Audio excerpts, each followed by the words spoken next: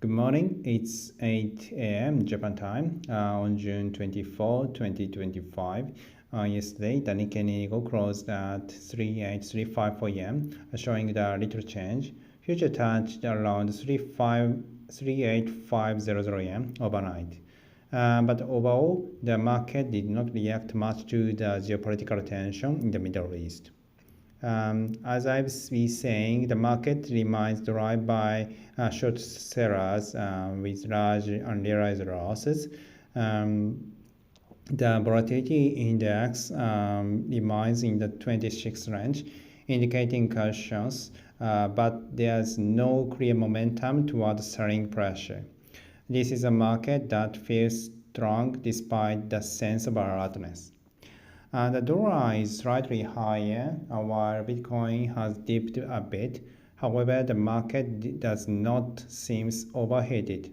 While prices are still high across most assets, supply and demand dynamics have cooled down, although I still describe the market as firm. Now, shifting focus, I want to dig deeper into a deep sea mineral resource, particularly around the Clarion-Clipperton zone (CCZ). Japan recently cancelled a meeting with Secretary Vincent, which seems to signal a more assertive stance.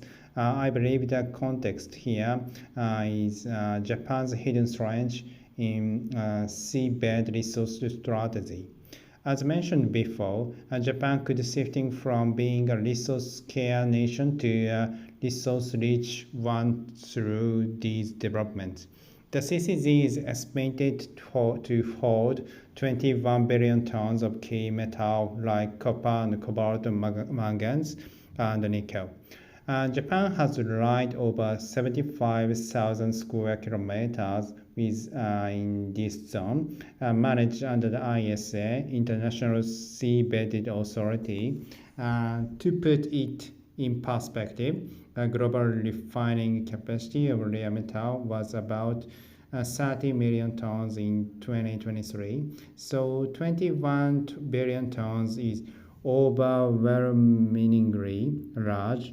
The current precious metal refining market is worth around 15 trillion yen, and it's expected to grow to 100 trillion by 2015, with land-based resource dwelling and deep-sea sources becoming increasingly essential. Japan has two opportunities.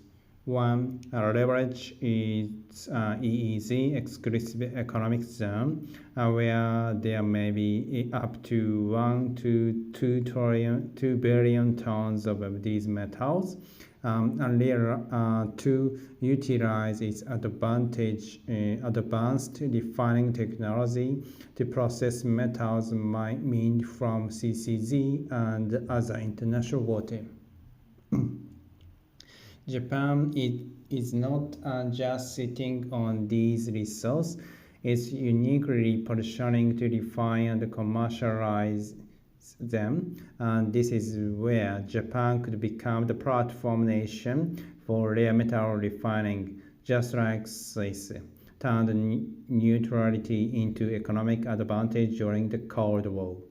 And there's also strategic angle. Japan is between China and the US, but like Switzerland, it might not become a battlefield. Instead, its world depends on Japan's refining capacity. Its facilities become geopolitical safe zone by necessity.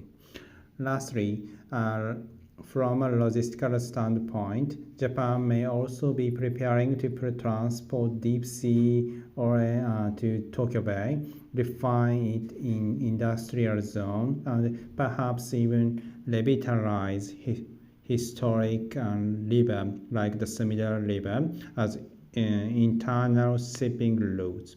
And this would resemble Edo-era infrastructure usage, once again blending history with future potential. In short, Japan's move into deep sea resource development and refining leadership might define the next stage of global power dynamics. I'll be watching this closely alongside the markets.